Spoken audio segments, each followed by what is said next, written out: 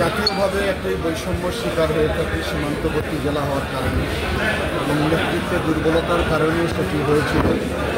তো পশ্চাৎপদে লালমনিরহাটকে কীভাবে আমরা এগিয়ে নিয়ে যাব সে ব্যাপারে আমরা বিভিন্ন শ্রেণী পেশার মানুষের মতামত সংগ্রহ করছি।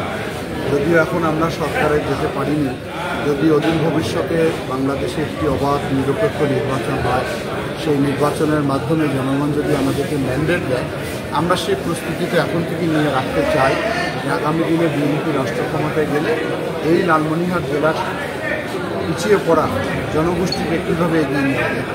এখানে বিভিন্ন ধরনের মতামত এসেছে, বিশেষ করে সামাজিক অপরাধের বিরুদ্ধে কথা বলেছে অনেকে।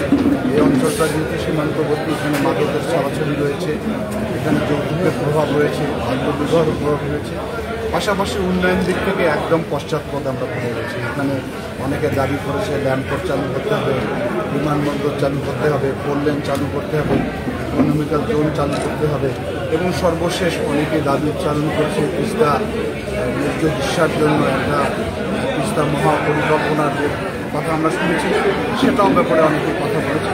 আমরা সবগুলো মানুষের মতামত নিয়ে আগামী দিনে আমাদের কর্মসূচিটা নিয়ে এটাই আমাদের উদ্দেশ্য।